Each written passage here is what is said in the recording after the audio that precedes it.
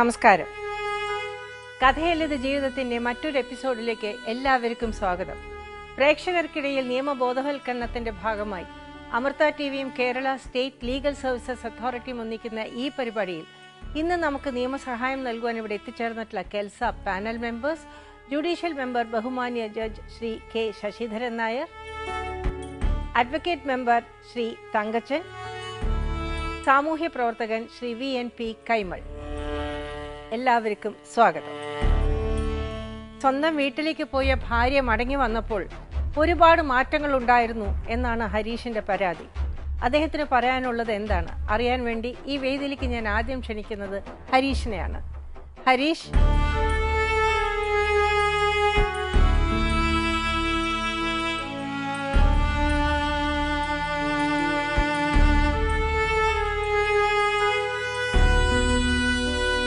ഹരീഷ് ഇപ്പൊ എവിടുന്നാ വരുന്നേ? കണ്ണൂർ ഇരിട്ടിയിലാണ്. ഇരിട്ടിന്നാണ്. അത് വയനാട് പോണ വഴിയോ? അല്ല, വയനാട് പോകുന്ന വഴി അല്ലേ? കണ്ണൂരിൽ നിന്ന് വയനാട് പോണ വഴിയാണ് ഇരിട്ടിയിൽ വന്നിട്ട് വേണം വയനാട് പോകേണ്ടത്. ആ വഴിക്ക് പോവാണെങ്കിൽ കോഴിക്കോട് നിന്നാകുമ്പോ പിന്നെ അത് വഴി വേണ്ട, വേറെ തന്നെ വഴിയുണ്ട്, താമരശ്ശേരി വഴിയാവുന്നു. അവിടെ ജനിച്ചതും വളർന്നതും അവിടെ തന്നെ. എത്ര വരെ പഠിച്ചിട്ടുണ്ട്? 10ാം ക്ലാസ് വരെ. എന്താ പിന്നീട് പഠിക്കാതെ പോയത്? പിന്നീട് സാമ്പത്തിക ബുദ്ധിമുട്ടുണ്ട്. അമ്മയൊക്കെ ഉള്ളൂ. അമ്മ കഷ്ടപ്പെട്ട്. അച്ഛനില്ല. അച്ഛൻ മരിച്ചു. അച്ഛൻ മരിച്ചു പോയിട്ടില്ല. ചെറുപ്പത്തിൽ വേറെ കല്യാണം കഴിച്ചു പോയതാ. വേറെ വിട്ടുപോയി. നിങ്ങൾ എത്ര മക്കളുണ്ട്? ഞാൻ ഒരാളേ ഉള്ളൂ. അപ്പൊ നിങ്ങൾ ചെറിയ കുട്ടിയായിരിക്കുമ്പോ തന്നെ അച്ഛൻ വിട്ടുപോയോ? ചെറിയ കുട്ടിയായിരിക്കുമ്പോ. അപ്പൊ അമ്മയാണ് കഷ്ടപ്പെട്ട് വളർത്തിയത്. അമ്മ കഷ്ടപ്പെട്ടു. എന്ത് ജോലിയായിരുന്നു അമ്മയ്ക്ക്? അമ്മക്ക് കൂലിപ്പണി. കൂലിപ്പണിക്ക് പോയിരുന്നു. കൂലിപ്പണി എന്ന് പറയുമ്പോ പറമ്പില് വായക്കാരെല്ലാം പോകുന്ന പണിയായിരുന്നു. അങ്ങനത്തെ പണിയായിരുന്നു. ഏതായാലും അതുകൊണ്ടാണ് നിങ്ങൾ പഠിപ്പ് നന്നായി പഠിക്കുമായിരുന്നു. നന്നായിട്ട് അത്ര വലിയ ഇതൊന്നുമില്ല, എന്നാലും മോശമില്ല, തിരക്കില്ല. 10 പാസ്സായോ? ഇല്ല, 10 പാസ്സായിട്ടില്ല. പാസ്സായില്ല. അപ്പൊ നന്നായി പഠിക്കില്ല. പിന്നെ നിങ്ങളിപ്പോ എന്താ ജോലി ചെയ്യുന്നേ? ഞാൻ വാർപ്പിന്റെ ജോലിയാണ്. വാർപ്പിന്റെ വാർക്കപ്പണി. പിന്നെ തിയേറ്ററിൽ ജോലിയുണ്ട്. തിയേറ്ററിൽ പിന്നെ അവിടെ സെക്യൂരിറ്റി ആയിട്ടുണ്ട്. പിന്നെ പോസ്റ്റ് ഓടിക്കുന്ന ജോലിയുണ്ട്. 2 ജോലിയായിട്ട് ഇങ്ങനെ മുന്നോട്ട് കൊണ്ടുവന്നു. അപ്പൊ ഒരു ദിവസം എത്രയുണ്ട് നിങ്ങളുടെ ഒരു വരുമാനം എന്ന് പറയുമ്പോ? വരുമാനം ഞാൻ സാറിന് ഒരു ദിവസം കൂലിക്ക് പോയത് പിന്നെ ആ സമയത്ത് 350 രൂപയ്ക്ക് ഞാൻ കയറിയതാണ്. ഇപ്പൊ 600 രൂപ ശമ്പളമുണ്ട്. ഏതില്? വാർപ്പിന്റെ പണിക്ക്. 600 ഉള്ളൂ? 600 രൂപ. വാർപ്പിന് എന്ത് പണി എടുക്കണേ? ഞാൻ പിന്നെ ഹെൽപ്പറായിട്ട്. അല്ലാതെ ഇപ്പൊ വാർപ്പ് ശരിക്കും മെയിൻ ആളല്ല. അതാ ഞാൻ ചോദിച്ചത്. നിങ്ങളെ ഹെൽപ്പറാണ്. അപ്പൊ 600 രൂപയുണ്ട്. പിന്നെ ഈ തിയേറ്ററിലെ പണിക്ക് ദിവസക്കൂലിയല്ലേ? ദിവസക്കൂലി പിന്നെ 300 രൂപ. 300 രൂപ. അത് പിന്നെ എല്ലാ ദിവസവും ഇല്ല. ഈ ലീവുള്ള ദിവസം പിന്നെ നല്ല നല്ല സിനിമകളിലും വരുമ്പോ തിരക്ക് വരുമ്പോ അവര് വിളിക്കും. അന്നേരം നമ്മൾ അവിടെ പോയിട്ട് ഹെൽപ്പ് ചെയ്യും. ആ ഒരാഴ്ച പിന്നീട് അങ്ങ് പോകില്ല. അപ്പൊ മാസത്തിൽ മാക്സിമം പോയ ഒരാഴ്ച അങ്ങനെ ഇടയ്ക്ക് നിലയ്ക്കൊക്കെ ആയിട്ട്. അപ്പൊ ഒരു 600 രൂപ ദിവസം എന്നുള്ള ഒരു നിലയ്ക്ക് എടുക്കാം. ഒരു പണിക്കൂലി നമ്മൾ എടുക്കുന്ന പണിക്കൂലി നമുക്ക് വീട്ടിലേക്കായിട്ട് തന്നെ എന്തെങ്കിലും ആവശ്യത്തിന് ചെലവാക്കാം. മറ്റ് തിയേറ്ററിൽ നിന്ന് കിട്ടുന്ന പൈസ പോസ്റ്റർ ഒടിച്ചിട്ടും പിന്നെ അവിടെ അത്യാവശ്യം ഇപ്പം ഈ വിഷു ഓണം എന്നുള്ള സമയത്തേ ഉള്ളൂ. പിന്നെ ഈ സ്റ്റാഫ് എന്നുള്ള പരിഗണനയിൽ നമുക്ക് അവിടുന്ന് പിന്നെ എന്തെങ്കിലും ബോണസ് എല്ലാം കിട്ടും. ആ പൈസ നമുക്ക് ചെലവായിട്ട് എടുക്കാം. വീട്ടിൽ ചെലവ്. നിങ്ങൾക്ക് വീട് നടത്തി കൊണ്ടുപോകാനുള്ള പൈസ നിങ്ങൾ ഉണ്ടാക്കുന്നുണ്ട്?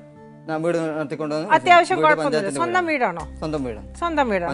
പഞ്ചായത്ത് വക കിട്ടിയോണ്ട് സ്വന്തമായിട്ട് എടുത്തു. 3 സെന്റ് സ്ഥലവും? അല്ല, 10 സെന്റ്. 10 സെന്റ് ഉണ്ട്. 10 സെന്റ് ഉണ്ട്. നിങ്ങൾ വീട് വെച്ച് അവിടെ എത്ര മുറിയാകെ ഉണ്ട്? ഒരു മുറിയേ ഉള്ളൂ. ഒരു മുറി, ഒരു ബെഡ്റൂം, ഒരു സെൻട്രൽ ഹാൾ, അടുക്കള, ബാത്റൂം. ബാത്റൂം. പക്ഷെ ഏതായാലും കഴിഞ്ഞുകൂടാൻ ബുദ്ധിമുട്ടൊന്നുമില്ല. സ്വന്തം വാടക ഇല്ലാത്തതുകൊണ്ട് തന്നെ കുറേ. അമ്മേന്റെ ഏട്ടന്റെ വീട്ടിലാണ് നമ്മൾ ഈ വീട് പാസ്സായ സമയത്ത് നമ്മള് അമ്മേന്റെ ഏട്ടന്റെ വീട് തൊട്ടിപ്പുറം. അപ്പൊ അവരെ അമ്മേന്റെ ഏട്ടന്റെ വീട് എന്ന് പറഞ്ഞാൽ അവര് അമ്മാവന്റെ 4 മക്കളും കല്യാണം കഴിഞ്ഞ് അവരെ മക്കളായി അവര് 4 ഭാഗത്ത് പോയി. അപ്പൊ ആ വീട് പിന്നെ ഒറ്റപ്പെട്ടു പോയി. അപ്പൊ ഞാൻ പറഞ്ഞ ഞാനും അമ്മയും അവിടത്തേക്ക് മാറിക്കോളും. പിന്നെ ഇപ്പോഴത്തെ വീട് എടുത്തിട്ടില്ലല്ലോ, വീട് പൊളിച്ച് പഞ്ചായത്തിൽ വീടൊക്കെ ആയിട്ട് ചുമര് വെച്ചിരുന്നു. പിന്നെ ആ പണി എടുത്തില്ല, എടുക്കാനും സാധിച്ചിട്ടില്ല. അപ്പൊ ഇപ്പൊ നിങ്ങൾ താമസിക്കുന്ന ഈ അമ്മാവന്റെ വീട്ടിലല്ല, സ്വന്തം വീട്ടിൽ തന്നെ. എന്റെ ഭാര്യ പ്രസവത്തിനായി പോയ സമയത്ത് സ്വന്തം വീട്ടിലേക്ക് മാറി. അപ്പൊ കല്യാണം കഴിക്കുമ്പോ അമ്മാവന്റെ വീട്ടിലുണ്ട്. ആ ശരി. ഈ കുട്ടീനെ എങ്ങനെയാ കല്യാണം കഴിച്ചത്? സ്വന്തം നിങ്ങള് നിങ്ങളുടെ പരാതിയിൽ 2 സമുദായക്കാരായിട്ടാണ് ഉള്ളത്. അത് ഞാൻ എന്റെ ഒരു സുഹൃത്തിനോട് പിന്നെ ഇങ്ങനെ കൊണ്ട് പെണ്ണന്വേഷിക്കണം പറഞ്ഞിട്ട് അവരോട് പറഞ്ഞു വെച്ചായിരുന്നു സുഹൃത്തിനോട്. അപ്പൊ പിന്നെ സുഹൃത്ത് എന്താന്ന് വെച്ചാല് പിന്നെ ഒരു വർഷം കഴിഞ്ഞതിന് ശേഷം പിന്നെ സുഹൃത്തുക്കാരൻ്റെ ഒരു ഫോട്ടോ കിട്ടിയിട്ട് പെണ്ണിന്റെ നീ വന്ന് കാണലാന്ന് ഇഷ്ടപ്പെട്ടെങ്കിൽ നടത്തുന്ന ഇതാക്കാൻ വന്നു, പോയി കാണാൻ വന്നു. ഞാൻ ശരിയായിക്കോട്ട് വന്നു. ഉച്ചയ്ക്ക് ശേഷം വിളി വന്നത് 4 മണിയാണ്. അന്ന് ഞാൻ വീട്ടിൽ ലീവായിട്ട് വീട്ടിലിരിക്കുന്നു. അപ്പോൾ ഞാൻ 4 മണിയാകുമ്പോൾ പോയി പെണ്ണിനെ കണ്ടു, ഇഷ്ടപ്പെട്ടു. അപ്പോൾ പിന്നെ ഈ പെണ്ണിന്റെ അനിയത്തിന്റെ ഭർത്താവാണ് കൊണ്ടു കൊടുക്കുന്നത്. പക്ഷെ അനിയത്തിന്റെ ഭർത്താവും പിന്നെ അവരെ കുടുംബക്കാരും ഞാനുമായിട്ട് ബന്ധത്തിലാണ്, ബന്ധമുണ്ട്. കുറച്ച് അകന്ന ബന്ധമാണെങ്കിലും എൻ്റെ അനിയനായിട്ട് വരും. പക്ഷെ എനിക്കറിയില്ല അവർ ബന്ധമുണ്ടോ, ഞാൻ അവരെ കാണലുമില്ല. ഈ ചെറുക്കാൻ എൻ്റെ നാട്ടിൽ വരുന്നതാണ്, ജോലിക്കെല്ലായിട്ട് വരുന്നതാണ്, കണ്ടുവരുന്നല്ലാണ്ട് അത്ര ബന്ധമില്ല. പക്ഷെ പിന്നീട് ഈ ബന്ധമായിട്ട് ബന്ധമുണ്ടെന്ന് ഇവനോ കണ്ടുപരിചയമായിട്ട് നമ്മൾ വന്നത്. അപ്പൊ ഇവൻ പറഞ്ഞു നമുക്ക് പോയിട്ട് പെണ്ണ് കാണാൻ വന്നു. അപ്പൊ ഇവര് രണ്ടാളും ഉറപ്പിച്ചു ഇത് പെണ്ണ് കണ്ട്. അല്ല, ഞാൻ ചോദിക്കുന്നത് ഇപ്പോ നിങ്ങൾ പറയുന്നത് കേട്ടപ്പോ അറേഞ്ച്ഡ് മാരേജ് ആണ് അല്ലേ? ഇതിപ്പോ 2 സമുദായക്കാർ അറേഞ്ച് മാരേജ് ആകുമ്പോ വീടുകളിൽ എതിർപ്പൊന്നും ഉണ്ടല്ലോ. നിങ്ങൾ എന്റെ വീട്ടുകാരെ ഇഷ്ടം ആയിക്കോട്ടെ. നിങ്ങൾ ഒരു മകനെ ഉള്ള അമ്മയുടെ നിങ്ങളുടെ ഈ ആൻസി എന്ന് പറയുന്നത് നിങ്ങളുടെ ഭാര്യ എവിടെ താമസിച്ചോണ്ടിരുന്നത്? ആലുവ. ആളും നിങ്ങളുമായിട്ട് എങ്ങനെയാണ് ഇത് ഈ അവരെ പരിചയം? ആൻസിയുടെ അനിയത്തിന്റെ വിവാഹമാണ് ആദ്യം നടന്നത്. അതാ ഇവിടേക്ക് ഓ നിങ്ങളുടെ ഓ ശരി ശരി. ആ കുട്ടി ആ വീട്ടിലുണ്ടായിരുന്നോ നിങ്ങൾ പോയി കാണുമ്പോ? ആ ഉണ്ടായിരുന്നു. ആലുവയിലായിരുന്നോ നിങ്ങളുടെ നാട്ടിലായിരുന്നോ ആൻസി? അല്ല, ആലുവയിൽ. അവിടെ പോയാണ് നിങ്ങൾ കണ്ടത്? അവിടെ പോയി കണ്ടു. ആൻസിയുടെ വീട്ടുകാർക്ക് അവരുടെ സമുദായത്തിൽ നിന്ന് അല്ലാത്തൊരു വിവാഹത്തിന് അവർ തയ്യാറായിരുന്നു. രജിസ്റ്റർ വിവാഹമായിരുന്നു. അല്ല, ഞാൻ ഇത് പോയി പെണ്ണ് കണ്ട് പിന്നെ അമ്പലത്തിൽ മാത്രമേ രജിസ്റ്റർ ചെയ്യൂ, പഞ്ചായത്തിൽ രജിസ്റ്റർ ചെയ്യാൻ പറ്റിയില്ല എനിക്ക്. അമ്പലത്തിൽ വെച്ചാണോ വിവാഹം നടന്നത്? അമ്പലത്തിൽ വെച്ചിട്ട്, എന്റെ നാട്ടിലെ അമ്പലത്തിൽ വെച്ചിട്ട് അവരെല്ലാരും കൂടി വന്നു. പിന്നെ ഇവളെ മാമൻ എന്ന് പറഞ്ഞ പരിചയപ്പെടുത്തിയ ഒരു ആളും പിന്നെ അച്ഛനെ കണ്ടിട്ടില്ല. ഞാൻ പെണ്ണ് കാണാൻ വേണ്ടി പോകുന്ന അന്നാണ് അച്ഛൻ ഗൾഫിലേക്ക് പോയത്. അച്ഛൻ ഗൾഫിൽ. അച്ഛൻ വന്നു നാട്ടില്. കല്യാണ സമയത്ത് അച്ഛനുണ്ടായിരുന്നു? ഇല്ല, കല്യാണ സമയത്ത് ഇല്ല. ഇപ്പൊ കഴിഞ്ഞ പിന്നെ 2016 ഓണത്തിനാണ് അച്ഛൻ എത്തിയത്. അന്നേരമാണ് അച്ഛൻ ഈ സംഭവം എല്ലാം അറിയുന്നത്. സാധാരണഗതിയിൽ പെൺകുട്ടിയുടെ കല്യാണം നടക്കുമ്പോൾ അച്ഛനുണ്ടാകുക, അച്ഛൻ നടത്തരി, അങ്ങനെയൊക്കെ ചടങ്ങുകളുണ്ടല്ലോ. അപ്പൊ അങ്ങനെ അത്യാവശ്യമായിട്ട് പെട്ടെന്ന് നടത്തുന്നത് എന്തുകൊണ്ടാണെന്ന് ചോദിച്ചതാണ്. അല്ല, വിവാഹം കഴിഞ്ഞു പിന്നെ ഞാനോട് പറഞ്ഞു 1 വർഷം കഴിഞ്ഞ് നടക്കലാണെങ്കിൽ പിന്നെ അവര് നമ്മൾ പോയി പെണ്ണ് കണ്ട് ഇഷ്ടപ്പെട്ട് പെണ്ണ് എല്ലാം കണ്ട് ഇഷ്ടപ്പെട്ട് ഞാൻ തിരിച്ചു വന്നു. അപ്പോൾ ഞാൻ അന്ന് തിരിച്ചു വരുന്ന സമയത്ത് അവർ വെച്ചു നിങ്ങൾക്ക് എൻ്റെ വീട് കാണണ്ടേ, ഒരു ദിവസം അങ്ങോട്ട് പോകുന്നു പറഞ്ഞു. അപ്പോൾ നമ്മൾ 2014 ഡിസംബർ മാസം ലാസ്റ്റാണ് പോകുന്നത് പെണ്ണാണ്. അപ്പോൾ ഇവർ വന്നത് ജനുവരി മാസം, 2015 ജനുവരി മാസമാണ് ഇവർ എൻ്റെ വീട് കാണാൻ വേണ്ടി വന്നത്. വീട് കാണാൻ വേണ്ടി വന്നു, അവർക്ക് കണ്ട് ഇഷ്ടപ്പെട്ട് എല്ലാം ബോധിച്ച്. അപ്പോൾ ഞാൻ പറഞ്ഞു പിന്നെ ആരായിരുന്നു അവിടെ നടത്തി തരാനുള്ള ആളാണ്? അമ്മാവൻ. പക്ഷെ ഒറിജിനൽ അമ്മാവനല്ല. അല്ല, ഈ ആൻസിയുടെ അച്ഛനും അമ്മയും ക്രിസ്ത്യാനികളാണോ അതോ അവര് വേറെ സമുദായത്തിൽ? അച്ഛന്റെ പേര് അൻസാർ, അമ്മേന്റെ പേര് മേരി. അപ്പൊ എന്താന്ന് നിങ്ങൾക്ക് അറിയോ കൃത്യമായിട്ട്? അച്ഛനും ഇല്ല, അന്നേരം അറിയില്ല. അന്നേരം അച്ഛന്റെ പേര് പറഞ്ഞത് പിന്നെ സുരേഷ് എന്നോട് പറഞ്ഞത്. പിന്നീട് അറിയുന്നത് ശേഷമാണ് ഞാൻ അറിയുന്നത്. അപ്പൊ അദ്ദേഹം മുസ്ലിം സമുദായത്തിൽപ്പെട്ടതാണോ?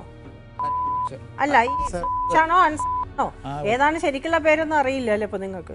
ഇല്ല, എന്നോട് പറഞ്ഞത് അച്ഛന്റെ പേര് ആദ്യം പറഞ്ഞത് പിന്നെ പറയണം അതിനെപ്പറ്റി ഞാൻ ഇതുവരെ ഒന്നും ചോദിച്ചില്ല. ആയിക്കോട്ടെ, പക്ഷെ അത് ഏത് സമുദായപ്പെട്ടതാണെന്ന് അറിയില്ല. പേര് കേൾക്കുമ്പോ നമുക്ക് കാണിക്കാൻ വേണ്ടി പോകുന്ന അവര് പറഞ്ഞു. അല്ല, അപ്പൊ മൊത്തം പറയുകയാണെങ്കിൽ അവരെ വീട്ടിലെല്ലാം ഒരു മിശ്ര വിവാഹമാണ്, അതാണ് മനസ്സിലാക്കുന്നത്. അതുകൊണ്ടായിരിക്കും അവർക്ക് ഒരു ഇങ്ങനെ ഒരു വിവാഹത്തിന് അവർക്ക് എതിർപ്പില്ലാതിരുന്നത്.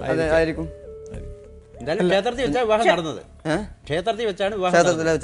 ജീവിക്കുന്നത് മതാചാര പ്രകാരമാണോ അതോ ഹിന്ദു സമുദായം വെച്ചിട്ടാണോ അതോ ക്രിസ്ത്യാനി ഇത് വെച്ചിട്ടാണോ? അല്ലല്ല, ഇപ്പൊ ഇത് ഞാൻ ഹിന്ദു അല്ലേ, അവര് ക്രിസ്ത്യാനിയും അങ്ങനെയുള്ള ചോദ്യം ഒന്നും ഉണ്ടല്ലോ, ആദ്യം നോക്കിയിട്ടില്ല. അല്ല, ഞാൻ ചോദിക്കുന്നതല്ല, പൊതുവെ നമ്മളിപ്പോ ജീവിത രീതികളിലുള്ള ചോദിച്ചെന്നുള്ളതേ ഉള്ളൂ. പിന്നെ അല്ല, നിങ്ങൾ വീട്ടിൽ ആരാധിക്കുന്നത് ഹിന്ദു ദൈവങ്ങളാണ്. ഹിന്ദുവാ. ഈ മകള് ഈ ഭാര്യ വന്നതിന് ശേഷം അവിടെ നിങ്ങൾ അവരുടെ ഇത് പ്രകാരമുള്ളതും വെച്ചിരുന്നോ? ഇല്ല ഇല്ല, നിങ്ങളുടെ തന്നെയാണ് ഭാര്യ നിങ്ങളുടെ ഇത് സ്വീകരിച്ചു. സ്വീകരിച്ചു. ലീഗലായിട്ടോ ഇല്ല വേറെ മതപ്രകാരം അല്ലെങ്കിലും അതിലേക്ക് അങ്ങോട്ട്. അല്ല, അത് തെറ്റായിട്ടുള്ള ഒരു കാര്യമേ അല്ല, വളരെ നല്ല കാര്യമാണ്. തീർച്ചയായിട്ടും ഈ കൺവേർഷനോട് എനിക്ക് വലിയ താല്പര്യമില്ല. അവള് വീട്ടിൽ വന്നു കഴിഞ്ഞാല് ചില അവരെ മതത്തിന് ഇതുകൊണ്ട് അമ്പലത്തിലൊന്നും പോകില്ല. പക്ഷെ ഇവള് എന്റെ കൂടെ അമ്പലത്തിൽ വരും എല്ലാം. അല്ല, അവരവര് ജനിച്ചത് ആ ഒരു മതത്തിൽ തന്നെ വളരുന്നതും അതിൽ തന്നെ വിശ്വസിക്കുന്നതും ആണ് ശരി. അതിനോട് നല്ലൊരു തന്നെയാണ്. ഇല്ല ഇല്ല ഇല്ല, അമ്പലത്തിൽ പോകാറുണ്ട്, പള്ളി പോകാറുണ്ട്. പോണേ തെറ്റൊന്നുമില്ല, പള്ളി പോണേ എല്ലാം. അത് ഇതുവരെ പോകണമെന്ന് പറഞ്ഞിട്ട് ആവശ്യപ്പെട്ടിട്ടില്ല അവള്. ഏതായാലും ഇപ്പൊ കല്യാണം കഴിഞ്ഞ 2015 മാർച്ച് 8-ാം തീയതി. മാർച്ച് 8-ാം തീയതി കല്യാണം കഴിഞ്ഞു. അവിടെ കണ്ണൂരിലുള്ള അമ്പലത്തിൽ തന്നെ, കണ്ണൂരിലെ ഇരട്ടി അമ്പലത്തിൽ തന്നെ വെച്ചിട്ട് കല്യാണം വിവാഹം. അവിടുത്തെ ആ അമ്പലത്തിൽ മാത്രമേ രജിസ്റ്റർ ചെയ്തിട്ടുള്ളൂ. അപ്പൊ ശരിക്കും പറയുകയാണെങ്കിൽ ഇതിൽ നിങ്ങൾ 2 സമുദായക്കാരായതുകൊണ്ട് സ്പെഷ്യൽ മാരേജ് ആക്ട് പ്രകാരം നിങ്ങൾ ഇത് പഞ്ചായത്തിലോ ഇല്ലെങ്കിൽ കോർപ്പറേഷനിലോ വോട്ടോറിറ്റീസ് നിങ്ങളുടെ ഇതിൽ രജിസ്റ്റർ ചെയ്യേണ്ടതായിരുന്നു. ഏതായാലും കസ്റ്റമറി മാരേജ് ആയിട്ട് നമുക്ക് എടുക്കാൻ പറ്റില്ല. ഇത് അത് ബുദ്ധിമുട്ടാണ്.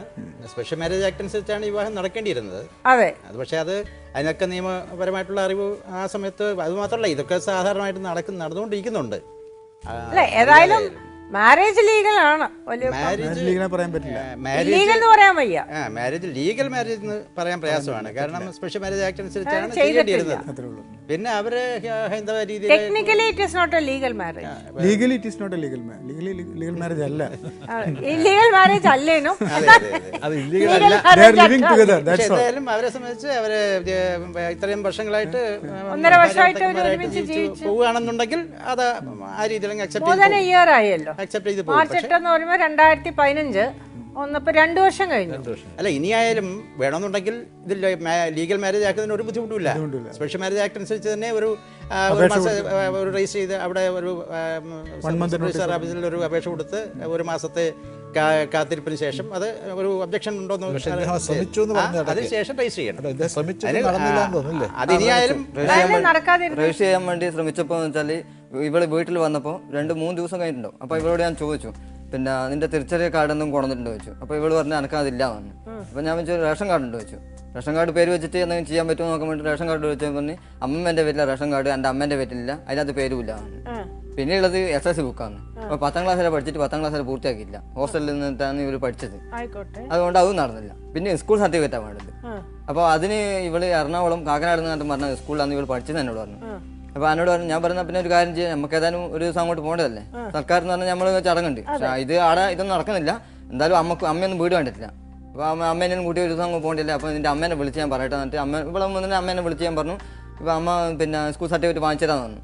അപ്പോൾ വാങ്ങിച്ചു തരാമെന്ന് പറയുന്നതല്ലാതെ ഇന്ന് വാങ്ങിച്ചു തരാം, നാളെ വാങ്ങിച്ചു തരാൻ എന്നിട്ട് ഇങ്ങനെ മുന്നോട്ട് കൊണ്ടുപോയി. പെണ്ണെ കണ്ട് ഇഷ്ടപ്പെട്ടു. എൻ്റെ അമ്മയായിട്ട് യോജിച്ച് പോകാൻ പറ്റിയ പെണ്ണാന്ന്. പിന്നെ നല്ല സ്വഭാവമാണ്, ക്രിസ്ത്യാനി എന്തോ ആയിക്കോട്ടെ, ഹാസ്യം ഒന്നും ഞാൻ നോക്കുന്നില്ല. എനിക്ക് പെണ്ണിൻ്റെ സ്വഭാവം മാത്രമേ ഞാൻ നോക്കിയുള്ളൂ.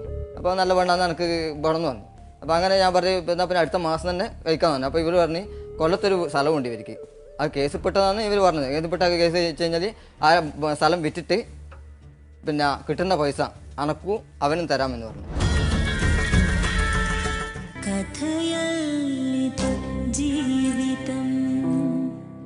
നിങ്ങളുടെ മാരേജിന് വേറെ പ്രശ്നമൊന്നുമില്ല? നിങ്ങൾ ഒരു കുഴപ്പമില്ലാതെ മുന്നോട്ട് പോയതാണ്. അതെ. അപ്പോൾ പിന്നെ ഈ രജിസ്റ്റർ ചെയ്യാൻ പറ്റാത്തതുകൊണ്ട് ഇവരോട് 2-3 സൈറ്റ് ഞാൻ ഇങ്ങനെ ആവർത്തി 2-3 മാസത്തോളം ഞാൻ ഇവളെ അമ്മേൻ്റെ കാല് പിടിച്ച് ഞാൻ പറഞ്ഞു. അങ്ങനെ ആ രീതിക്ക് ഞാൻ സംസാരിച്ചു അമ്മച്ചിയോട്.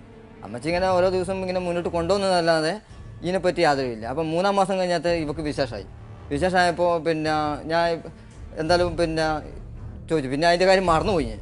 കാരണം വെച്ചാൽ പിന്നെ അതിൻ്റെ ഒരു പെൺകുട്ടിക്ക് വിശേഷമായി കഴിഞ്ഞാൽ പിന്നെ ഞാൻ ഒരു അച്ഛനായി എന്നുള്ള സന്തോഷം കൊണ്ട് ഞാൻ പിന്നെ ഹോസ്പിറ്റൽ ചിലവ് അങ്ങനെയുള്ള പിന്നെ പണിക്ക് പോകണം, പിന്നെ പല വീട്ടിലെ അമ്മേൻ്റെ കാര്യം നോക്കണം, ഇവളുടെ കാര്യം നോക്കണം, എല്ലാ കാര്യം നോക്കുന്നത് ആ ഒരു വിഷയം അങ്ങ് വിട്ടുപോയി. അല്ലെ ഞാൻ അതിൻ്റെ പുറകെ ഞാൻ പറഞ്ഞു തന്നെ. എന്നിട്ട് ഞാൻ ശ്രമിച്ചിരുന്നു, പ്രസവം കഴിഞ്ഞതിന് ശേഷം പിന്നെയും ശ്രമിച്ചിരുന്നു. എന്നിട്ട് ഇവള് അതുവരെ എല്ലാം ആടെ പിന്നെ എല്ലാം വീട്ടിലെ കാര്യങ്ങളെല്ലാം നോക്കി 7 മാസം വരെ ഞാൻ ഒരു കുഴപ്പമില്ലാതെ നോക്കിയതാണ്. അപ്പോൾ 7-ാം മാസം പിന്നെ എൻ്റെ വീട്ടുകാരോടും ചോദിച്ചു. ഞാൻ ചോദിച്ചു പ്രസവം ഏടിയാക്കണമെന്ന് നിങ്ങൾ വീട്ടുകാരൻ്റെ ചേച്ചി ഏട്ടനെല്ലാം എല്ലാവരോടും ചോദിച്ചു. അപ്പോൾ അവർ പറഞ്ഞു നമുക്കൊരു കാര്യം കണ്ണൂർ ഹോസ്പിറ്റലിൽ വെച്ചാക്കാം. അപ്പോൾ എൻ്റെ ഏട്ടൻ്റെ അമ്മാവൻ്റെ മൂത്തമ്മ അവിടെയാണ് ഭാര്യയായിട്ട് താമസം. അപ്പോൾ അവർക്കും ഹോസ്പിറ്റലിൽ രാത്രിക്ക് വന്ന് നിൽക്കുക, പകൽ ജോലിക്ക് പോവാം. എൻ്റെ അമ്മക്കും അവിടെ വന്ന് നിൽക്കുക. അപ്പോൾ എല്ലാം കൊണ്ടും സൗകര്യമായി. അപ്പോൾ പിന്നെ ഞാൻ വെച്ചാൽ ഇവിടെ അമ്മ ഇങ്ങനെ നിർബന്ധിക്കുന്നുണ്ട്. 7 മാസം കൊല്ലത്തുള്ള വീട്ടിലേക്ക് കൂട്ടിക്കൊണ്ട് പോകുന്നുണ്ട്. കൊല്ലം തിരുവനന്തപുരം കൊല്ലോ ഇല്ല അവിടെ മലബാർ കൊല്ലോ അവിടെയുണ്ടല്ലോ കൊല്ലം വടകരേന്റെ അടുത്ത്. അല്ല ഇത് പിന്നെ ഇവിടെ ആലുവ കൊല്ലമുണ്ടോ ആലുവയില്? ആലുവല്ല, പിന്നെ ഇതിന്റെ അടുത്ത് തന്നെയാണ്, തിരുവനന്തപുരത്തിന്റെ അടുത്ത് തന്നെയാണ്. കൊല്ലമല്ലേ ഉള്ളൂ. അതിൽ 2 കൊല്ലം ഉണ്ടോ? ഒന്ന് ഇവിടുത്തെ തിരുവനന്തപുരം കൊല്ലം, അത് പ്രോപ്പർ കൊല്ലം. മറ്റേത് വടകര നമ്മുടെ കണ്ണൂർ പോകുന്ന ഭാഗത്ത് അവിടെയും കൊല്ലം. കൊല്ലം കടക്കൽ എന്നെല്ലാം പറയും. കൊല്ലത്താരാ ഉള്ളത്? കൊല്ലത്ത് ആണ് ഇവരെ വീട് അവരെ വീട്ടിലേക്കാണ് കൊണ്ടുപോകുന്നത് പറഞ്ഞു പെണ്ണിനെ. ആലുവയിലേക്കല്ല, അല്ല ആലുവേക്കല്ല, കൊല്ലത്തുള്ള വീട്ടിലേക്കാണ്. കൊല്ലത്ത് ഇവരെ സ്വന്തം വീട് കൊല്ലത്താണ്. സ്വന്തം വീട്, പക്ഷെ അവർക്ക് അങ്ങനെ ഒരു വീടില്ലാടാ. അവർക്ക് അത് പെണ്ണ് കാണാൻ, ഞാൻ ഈ പറഞ്ഞ പോലെ പെണ്ണ് കാണാൻ വേണ്ടി വന്ന ദിവസം എല്ലാം കഴിഞ്ഞ് പിന്നെ ഇവര് വീട് കാണാൻ വേണ്ടി പെണ്ണ് കാണാൻ പോയത് ആലുവയിലല്ലേ? ആലുവയില്. അപ്പൊ അവര് അതിനുശേഷം വീട് കാണാൻ വേണ്ടി വന്നതിന് ഇവർ രണ്ടുപേരെ പിന്നെ ഇവരെ ചച്ചുമ്മ പെണ്ണുങ്ങളും ഈ മേരി എന്ന പെണ്ണുങ്ങളും കൂടി. ആരുടെ പെണ്ണുങ്ങൾ? ഈ ഇവിടെ ആൻസിയുടെ ചച്ചുമ്മ പറയും. അത് ആരായിട്ട് വരുന്നു എനിക്കറിയില്ല. ചച്ചുമ്മ എന്നോട് പറഞ്ഞത്, വെല്ലുമ്മ എന്നും പറഞ്ഞു. എങ്ങനെ ഇവ അമ്മയുടെ ആരായിട്ട് വരുന്നു? പിന്നെ ആ പെണ്ണുങ്ങളെ ഞാൻ കണ്ടില്ല ഇതുവരെ, കല്യാണത്തിൽ പോലും ഞാൻ കണ്ടില്ല. എന്തായാലും ഈ ഇവളെ അമ്മയും അല്ല. ഇപ്പൊ നിങ്ങള് ആലുവയിൽ പോയി പെണ്ണ് കാണുമ്പോ ആ ആലുവ വീട് ആരുടെ പേരിലാണെന്നോ വാടകയ്ക്കാണെന്നോ എന്തെങ്കിലും അതെനിക്കറിയാം. ആ കശ്മീർ പിന്നെ അവിടെ ഫാക്ടറിയാണ്. ആ ഫാക്ടറി ആ മുതലാളിന്റെ വകയാണ്. അപ്പൊ ആ ഫാക്ടറിയാണ് ഇവരെ താമസം. മുതലാളിന്റെ വകയുള്ള ക്വാർട്ടേഴ്സ് പോലെ സ്ഥലത്തായിരുന്നു അവർ സ്വന്തമായിട്ട് വീടില്ല. അവിടെയാണ് കണ്ടിരുന്നത്. പക്ഷെ അവര് സ്വദേശം കൊല്ലമായിരിക്കും എന്നാണ് പറഞ്ഞത്. സ്വന്തം നാട് കൊല്ലമാണ്. അവിടെ അവർക്ക് തറവാട് വീടൊക്കെ ഉണ്ട്. ഒന്നുമില്ല. ഇതൊക്കെ അറിയുന്നത് ലാസ്റ്റ് ഭാഗങ്ങളിലാണ്. അവര് വാടക വീട്ടിലാണ് ഇതൊക്കെ അറിഞ്ഞോ മുമ്പേ? കല്യാണത്തിന് സംഭവം ഒന്നും അറിയില്ല. പക്ഷെ കല്യാണത്തിന് ഇവര് വീട്ടിൽ എൻ്റെ വീട് കാണാൻ വേണ്ടി വന്ന സമയത്ത് എന്നോട് പറഞ്ഞത് വെച്ചാൽ അച്ഛൻ ഗൾഫിൽ പോയിട്ടുള്ളത്, ഇവർക്ക് കല്യാണത്തിന് ഒരുക്കി വെച്ച പണം കൊണ്ടാണ് അയാൾ പോയിട്ടില്ല. അപ്പോൾ കല്യാണം 1 വർഷം കഴിഞ്ഞിട്ട് നടത്തലാണെങ്കിൽ നിനക്ക് തരാനുള്ള സ്വർണ്ണം എന്താ പൈസ ആയിട്ട് നിനക്ക് തരും. അതല്ല നിനക്ക് പെട്ടെന്ന് കല്യാണം വേണമെന്നുണ്ടെങ്കിൽ ഒന്നും തരാൻ കഴിയില്ല.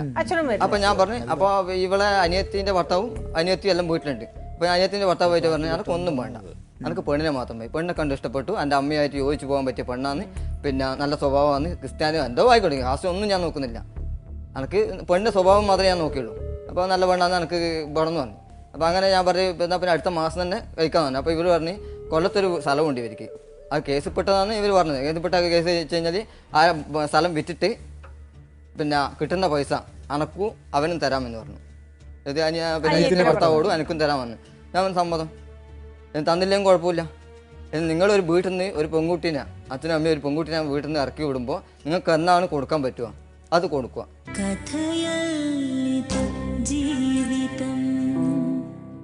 അപ്പോൾ ഇവർ ഇങ്ങനെയുള്ള പിന്നെ സംഭവം കഴിഞ്ഞ് 7-ാം മാസം ഇവർ വിളിച്ച സമയത്ത് പിന്നെ ഞാൻ വെച്ച് പിന്നെ മോനെ പിന്നെ എൻ്റെ ഭാര്യയുടെ ഫസ്റ്റ് പ്രസവമല്ല, ഈ ഭാര്യ വീട്ടിനാണ് നോക്കണം, കൊല്ലത്തില്ല ഞങ്ങളെ വീട്ടിലേക്ക് കൊണ്ടുപോയിക്കോളൂ പറഞ്ഞു. അപ്പോൾ ഇത് വിളിച്ചു പറഞ്ഞിട്ട് എനിക്ക് ഈ അമ്മ പറയുന്നത് കേൾക്കാൻ പറ്റില്ല, പിന്നെ ഇത് തള്ളിക്കളയാൻ പറ്റില്ല, എൻ്റെ വീട്ടുകാർ പറയുന്നത് തള്ളിക്കളയാൻ പറ്റില്ല. ഭയ്യ എൻ്റെ വീട്ടുകാർ പറയുന്ന നീ ഒരു കാര്യം, നീ ഒരു എന്തെങ്കിലും ഒരു തീരുമാനത്തെത്തി. ഞാൻ പറയുന്ന പിന്നെ ഞാൻ വിട്ടുകളയാം പറഞ്ഞു. ഈ ആ അമ്മച്ചി പറയുന്നത് നമ്മൾ അവരെ സങ്കടം നമ്മൾ തള്ളിക്കളയണ്ടല്ലോ, എൻ്റെ ഞാൻ പറഞ്ഞത് പിന്നെ പോടും. പക്ഷേ എൻ്റെ ഭാര്യ എൻ്റെ അമ്മയോട് പറഞ്ഞ് എനിക്ക് പോകാൻ താല്പര്യമില്ല, അപ്പുറത്തെ പെൺകുട്ടികളും അപ്പുറത്തെ വീട്ടിലെ പെൺകുട്ടികളും പറഞ്ഞ് എനിക്ക് പോകാൻ താല്പര്യമില്ല. പക്ഷെ ആ ഒരു വാക്ക് എന്നോട് പറഞ്ഞിട്ടുണ്ടെങ്കിൽ ഞാൻ പോകാൻ പാടില്ലായിരുന്നു. ഇവള് പറഞ്ഞില്ല. അപ്പോൾ പ്രസവത്തിന് ഇവള് പോയി. അന്ന് ഇവക്ക് എവിടേക്കാ പോയത്?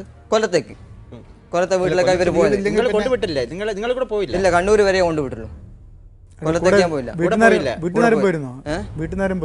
വീട്ടിൽ അല്ല, ഞാൻ മാത്രമേ പോയുള്ളൂ. അല്ല, വീട്ടിൽ നിന്ന് ബന്ധുക്കളാരും കൊണ്ടാക്കാൻ വേണ്ടി പോയിരുന്നു? ഇല്ല, പോയില്ല.